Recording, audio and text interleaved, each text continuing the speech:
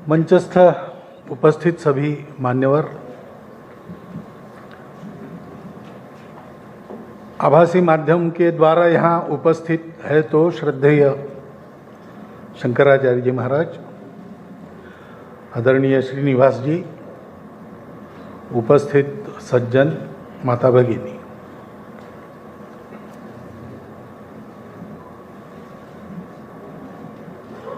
पुस्तक के बारे में तो आपको पूर्ण और यथातथ्य जानकारी जितेंद्र जी के माध्यम से हुई है।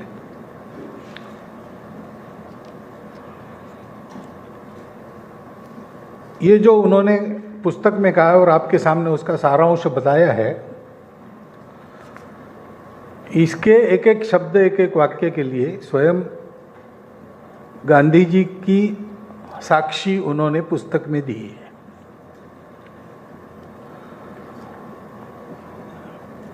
क्योंकि ये गांधी जी के बारे में पुस्तक rise of A Hindu patriot, और उसका लोकार्पण कार्यक्रम उसमें राष्ट्रीय स्वयंसेवक संघ का स्वयंसेवक, इससे बहुत अटकलें लग सकती है, लगती रही होगी, मुझे पता नहीं, उसकी आवश्यकता नहीं है।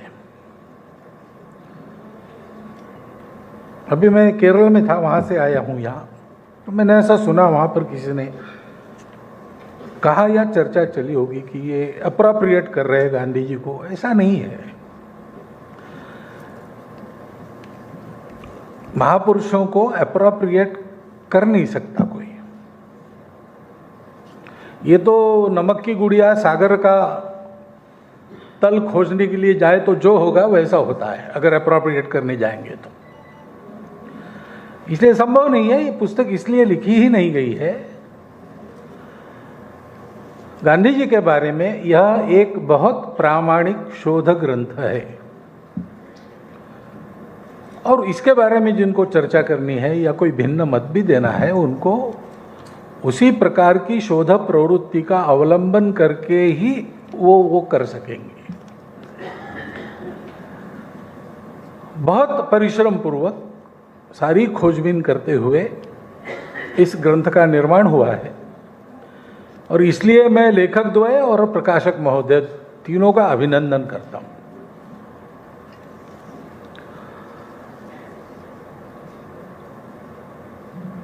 हिंदू पेट्रियट ये वदतो व्याघात है भारत में। एक तो हम पहले से ऐसा मानते हैं कि देशभक्त ये संज्ञा कुछ लोगों के लिए, बाकी लोगों के लिए नहीं, ऐसा नहीं है। एक प्रवृत्ति होती है प्रत्येक व्यक्ति की, कम से कम भारत में होती है। वो इस भूमि को पवित्र मानता है, इस भूमि को अपना मानता है। तो एक आत्मीयता पूर्वक पावित्र्य की भावना इस भूमि में वो रखता है, वो उसकी पूजा भी करता है। जमीन की पूजा, माटी की पूजा, ये भारतवर्ष के सब लोगों में किसी न किसी रूप में विद्यमान है। परंतु गांधी जी ने जो बात कही है वो गौर करने लायक है। ये देशभक्त तो हम सब है, लेकिन गांधी जी ने कहा कि मेरी देशभक्ति मेरे धर्म से निकलती है।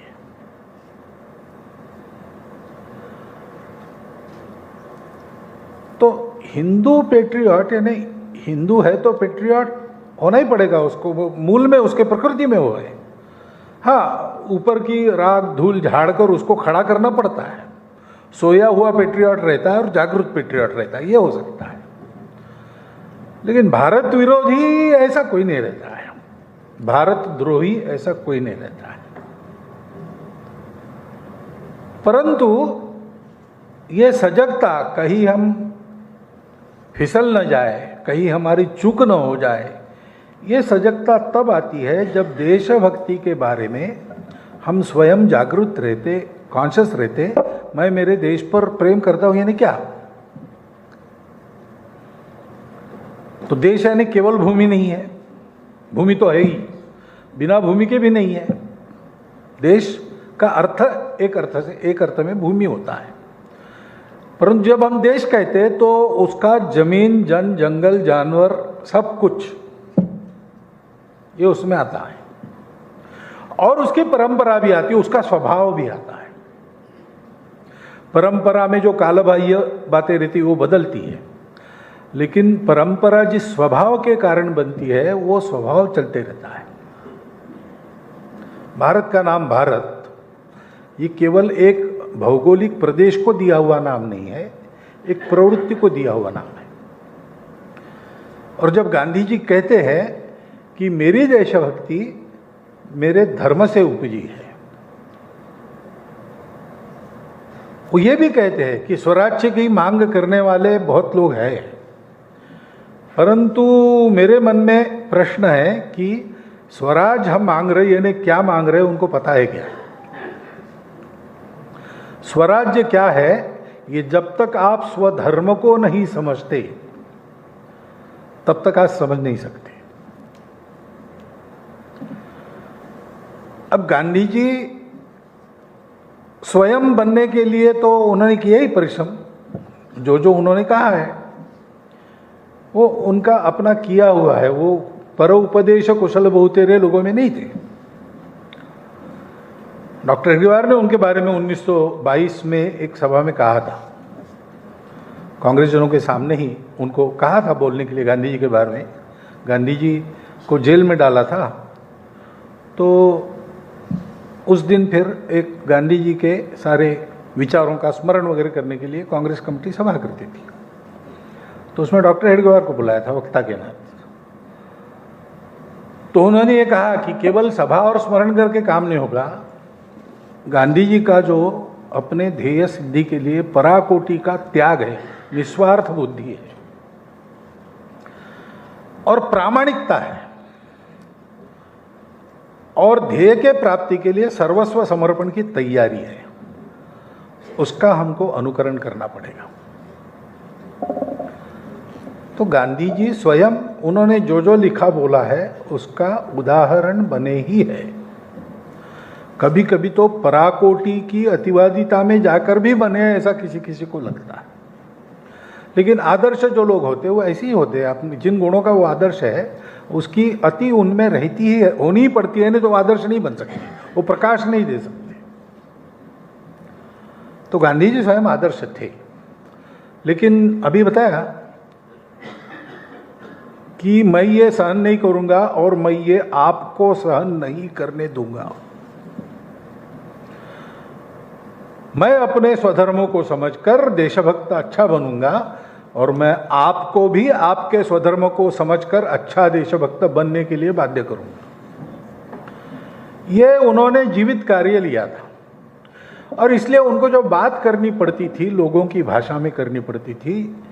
और जैसा हम सब लोग जानते हैं कि धर्म ये खास भारत का शब्द है, भारत की सब भाषाओं के लिए, भाषाओं में धर्म शब्द है अथवा धर्म के लिए योग्य प्रतिशब्द है।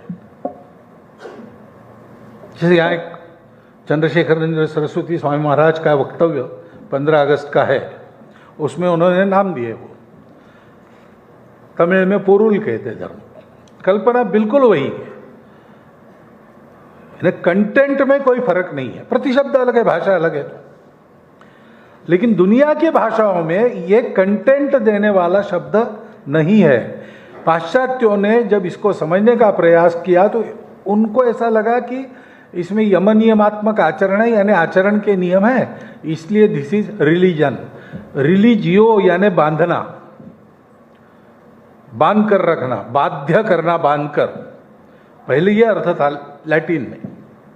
बाद में ये बाध्य करने वाला कंटेंट थोड़ा ढीला हो गया और एक लीक, रिलीजियो, ऐसा उसका अर्थ हो गया। तो हमारे यहां उसको संप्रदाय कहते हैं, हमारे यहां उसको पंथ कहते हैं। लेकिन रिलीजन शब्द चलता था, इसलिए गांधी जी ने उसका उपयोग किया होगा, मुझे मालूम नहीं ऐसा ही है कि नहीं, आपको जितेंद्र जी बताएंगे। लेकिन गांधी जी का और एक वाक्य है कि मेरा धर्म बंद धर्म नहीं है। मैं भाव बता रहा हूं आपको, इसमें पुस्तक में मिल जाएगा वाक्य मेरा धर्म तो सब धर्मों का धर्म है। My religion is religion of all religions. अब ये क्या चीज है? क्योंकि रिलीजन तो एक लीक है, उसकी और कोई रिलीजन नहीं हो सकता। उसका रिलीजन अपने आप में विशिष्ट है। थोड़ा आपने उसमें अंतर किया तो आपका दूसरा रिलीजन हो गया, वो रिलीजन नहीं हो सकता। सभी पंथ संप्रदाय, वैष्णव हो, शैव हो, शाक्त हो, देवता निश्चित है, कर्मकांड निश्चित है, पुस्तक निश्चित है, गुरु निश्चित है, वैसा आप चलो। उसका और रिलीजन नहीं हो सकता। लेकिन गांधी जी कहते हैं तो उसका मतलब क्या है? मतलब यह है, गांधी जी को कहना है धर्म, लेकिन अंग्रेजी में प्रतिशब्द नहीं है। भारत के सारे पंथ संप्रदायों के मूल में एक सत्य है, वो अनुभूत सत्य है, वो थियराइजेशन नहीं है, वो रियलाइजेशन है। और रियलाइजेशन की परंपरा अभी तक चल रही है, आगे भी चलेगी। रायचंद्र जी के बारे में आपने कहा कि ऐसे लोग थे नहीं, ऐसे लोग आज भी है। यूनिटी ऑफ एग्जिस्टेंस, और इसलिए acceptance and respect of all diversities, ये हमारे यहां अनुभूति की बात है। ये हमारी पॉलिसी नहीं है, ये सत्य है, ये हमारी श्रद्धा का विषय है। भारत के सब संप्रदायों के मूल में इसको माना है, एक से अनेक बना है। विविधता में एकता नहीं, एकता की ही विविधताएं हैं। और इसलिए मैं रिलीजन के नाते मैंने जो लीग चुनी है उसमें चलूंगा, उसका गौरव भी मन में रखूंगा, उस पर पक्का रहूंगा। और दूसरी लीग में चलने वाले दूसरे रिलीजन के लोगों को भी उतना ही सार्थक सत्य मानूंगा, उनके लीग का आदर भी करूंगा, उसका स्वीकार भी करूंगा। लीग अलग है इसलिए हम अलग नहीं है, लीग अलग है इसलिए हमारा झगड़ा नहीं हो सकता, हम मिलजुल कर रह सकते हैं। ये भारत के सब विचारों के मूल में एक प्रस्थान बिंदु सबका समान है। फिर अलग अलग हो सकता है और परस्पर विरोधी भी हो सकता है, लेकिन कंक्लूजन ऐसा है। इसलिए मनुष्य ने कैसे जीना चाहिए वो सबका समान है। शब्द अलग अलग है, लेकिन बात यही मिलेगी आपको, सत्य, अहिंसा, अपरिग्रह, अस्तेय, ब्रह्मचर्य, शौच, तप, संतोष, स्वाध्याय, सत्य प्रणिधान। जो भगवान को मानते हैं वो ईश्वर प्रणिधान कहते हैं। और इसलिए जब हम कहते हैं रिलीजन ऑफ रिलीजन्स, तो लगता है गांधी जी के मन में यह है कि पूजा आपकी कोई भी हो, कर्मकांड आपका कोई भी हो, गुरु किताब कोई भी हो, लेकिन सब एक है। इसलिए सबको अपना मानकर चलना चाहिए, मिलजुल कर रहना चाहिए। Difference doesn't mean separatism.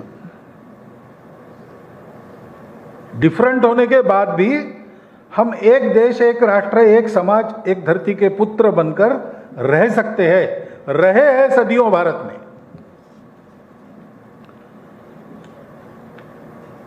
और आपकी लीग कोई भी हो, आपकी पूजा किताब कोई भी हो, लेकिन आपको इसका पालन करना चाहिए। सत्य, अहिंसा, अस्तेय, अपरिग्रह, ब्रह्मचर्य, शौच, तप, संतोष, स्वाध्याय, सत्य प्रणिधान। इसको भारत में धर्म कहा गया है। इसके लिए प्रतिशब्द नहीं है, वो भारत नहीं है। और भारत की सभ्यता, भारत का विचार, भारत का स्वभाव और बाकी दुनिया का स्वभाव, इसमें अंतर है। उसको गांधी जी ने स्पष्ट रूप से कहा है, हिंद स्वराज में भी कहा है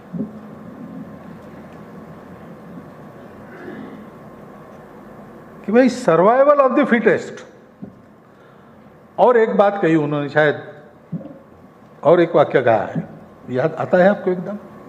इन दो बातों ने मनुष्य जीवन का सत्यानाश किया है, तो उन्होंने कहा है।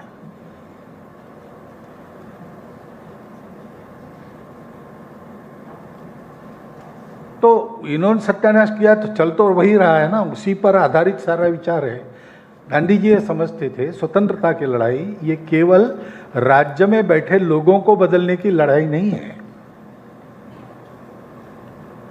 ये अपने स्वभाव के आधार पर, अपनी संस्कृति सभ्यता के आधार पर, अपने राष्ट्रीय जीवन के प्रत्येक अंग के पुनर्निर्माण की बात है। इसलिए केवल लड़ने की कुव्वत काफी नहीं है। जैसा भारत बनाना है वैसा जीवन जीने वाले लोग चाहिए। उन्होंने उसको सभ्यताओं का संघर्ष कहा है। राज्य हमारा गया ये तो नुकसान है ही, परंतु ये पाश्चिमात्य सभ्यता हम लोगों के सभ्यता को दबाकर हमारा जीवन बर्बाद कर रही है, ऐसा साफ साफ कहा है। और आगे वो कहते हैं कि मुझे पहला दुख ये है कि हम धर्म भ्रष्ट हो गए, यानी हमारे व्यक्तिगत सामाजिक जीवन में सत्य, अहिंसा, हत्या, अपरिग्रह, ब्रह्मचर्य आदि आदि का जो चलन दिखना चाहिए वो नहीं दिख रहा है।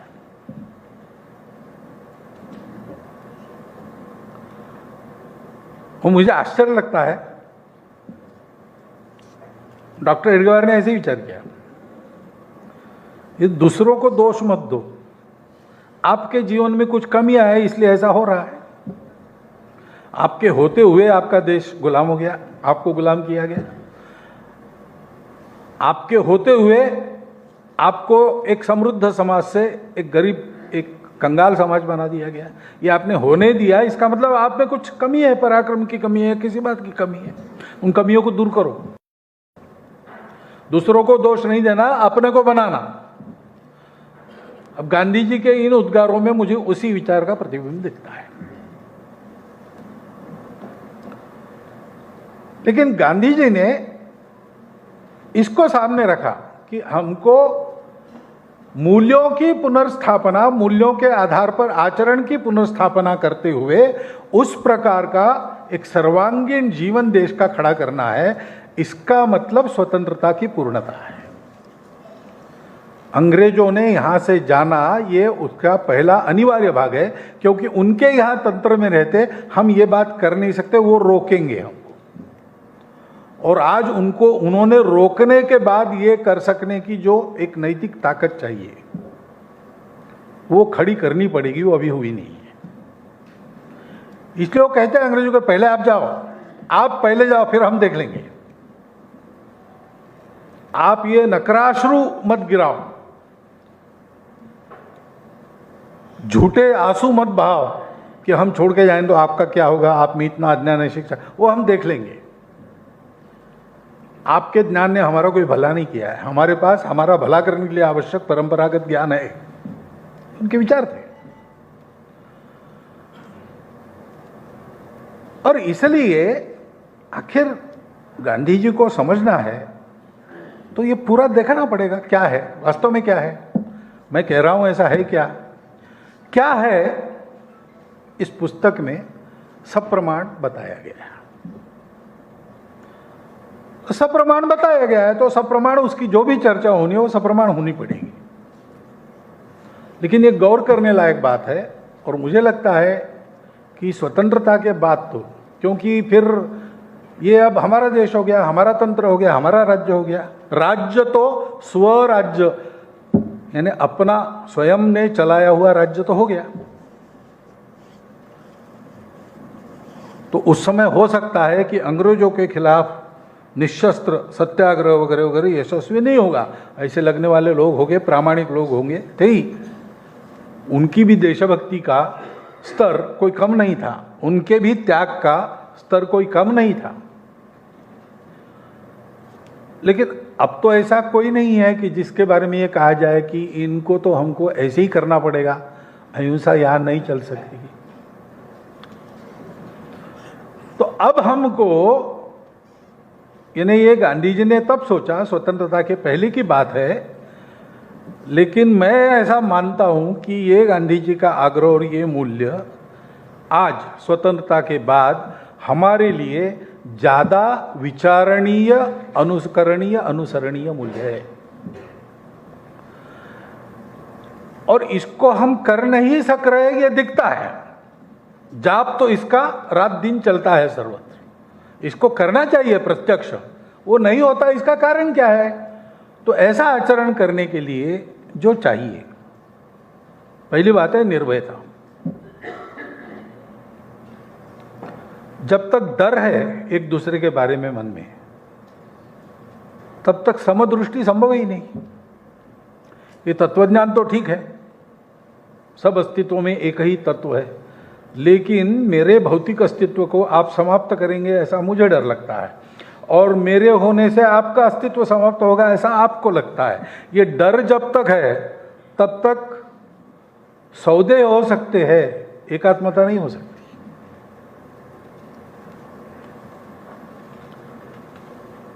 तो निर्भय होना चाहिए, मेरा कुछ नहीं बिगड़ सकता है ना। दुनिया में होंगे दुष्ट लोग, लेकिन मैं इतना समर्थ हूं कि मेरा कुछ नहीं बिगाड़ सकते।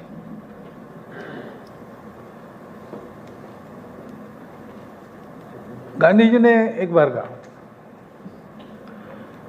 कि अगर हिंसापूर्वक हिंदुओं को बदल दिया जाता है तो भी मैं हिंदुओं को कहूंगा कि प्रतिकार मत करो। ऐसा करते करते सब हिंदू समाप्त होंगे, मैं अकेला रह जाऊंगा, तो मैं हिंदू इस नाते हिंदू धर्म की गौरवता का उच्च रव से गान करूंगा और हिंदू का गौरव उसमें मानूंगा। और मुझे भी अगर ऐसा किया जाएगा तो मैं मरते दम तक हिंदू धर्म में पक्का रहूंगा, छोड़ूंगा नहीं। ये उनकी निष्ठा थी।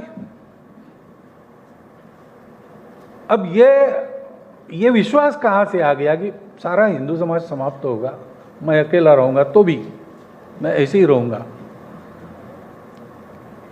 ये उनमें आता है जो समझते हैं कि हमारा धर्म अध्यात्म आधारित, सत्य आधारित होने के कारण वो शाश्वत है, वो जा नहीं सकता, मिट नहीं सकता। मन में ये निर्भयता चाहिए।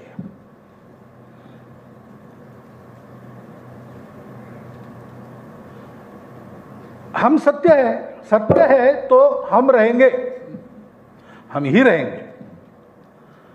तो फिर अगर हमको कोई समाप्त करने का प्रयास किया है तो उसके बारे में एकदम क्रोध नहीं आता। वो ऐसे प्रयास करता है तो भी मन में द्वेष नहीं आता, विचार आता है कि ऐसा क्यों कर रहा है, हमारी कोई कमी है कि उसकी कोई कमी है।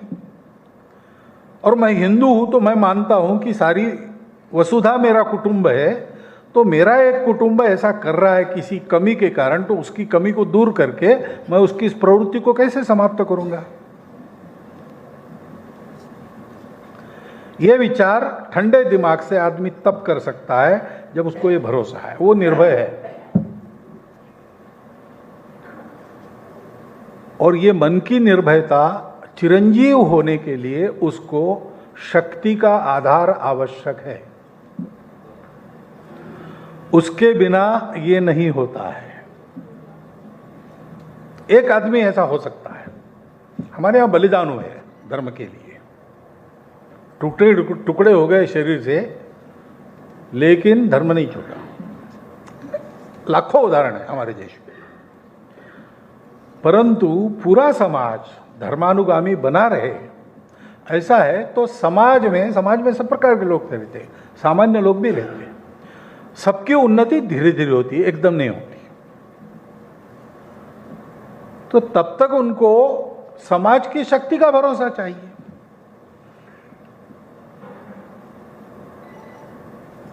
सत्य के साथ शक्ति चाहिए।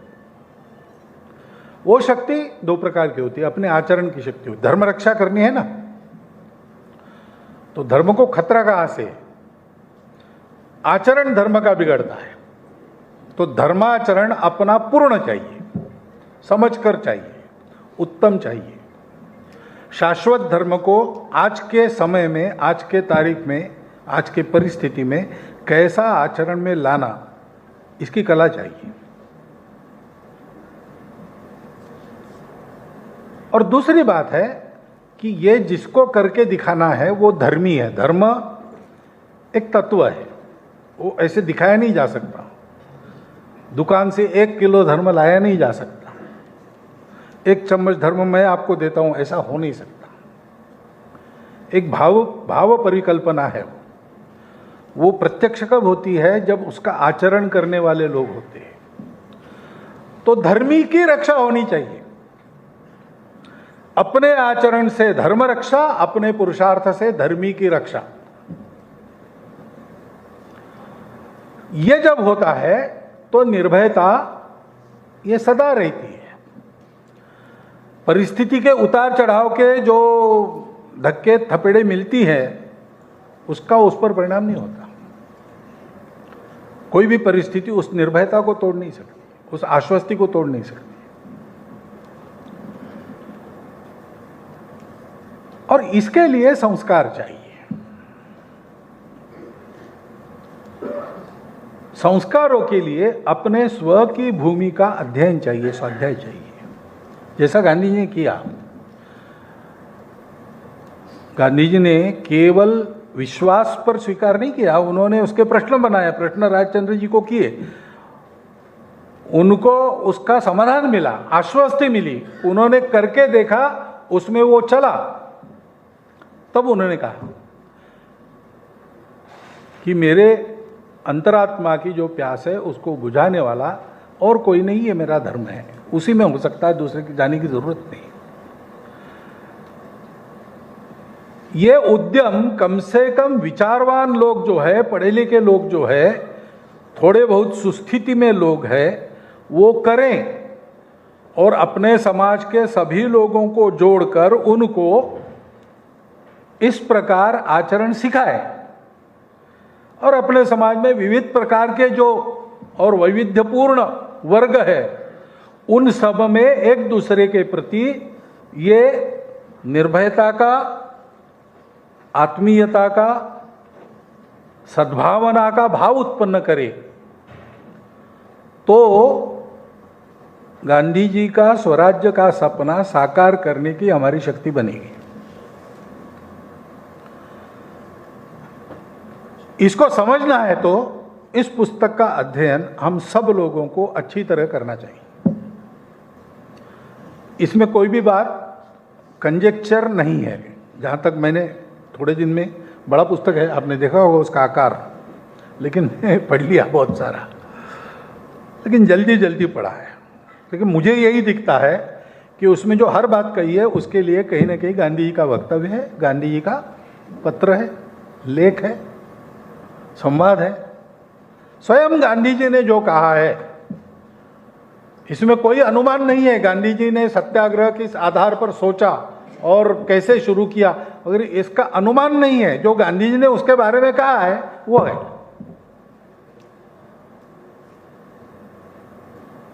तो हमारे आधुनिक भारत के निर्माताओं में अग्रणी, सर्वत्र जिनका आज भी प्रभाव है, ऐसे महात्मा गांधी जी का वास्तविक मंतव्य क्या था, ये समझने के लिए इस पुस्तक को खरीदना, पढ़ना, पढ़वाना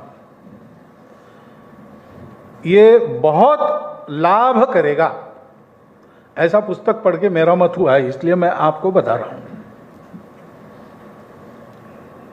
जैसे गांधी जी को हम पढ़ते हैं, समझते तो लाभ होता ही है, लेकिन इस दृष्टि से विचार करके और अपना कुछ न लिखते हुए गांधी जी ने जो लिखा है, जो बोला है, उसी को आधार बनाकर इस पुस्तक की रचना हुई है।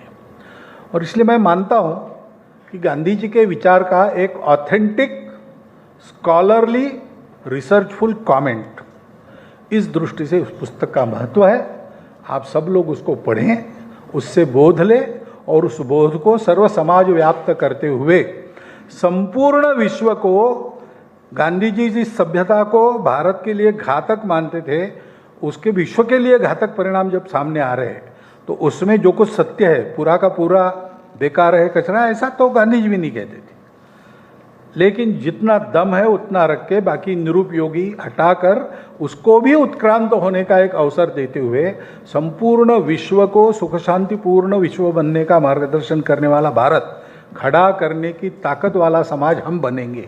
वैसा बनने की आज समय की भी मांग है, और इसलिए गांधी जी ने इसके बारे में जो कहा है वो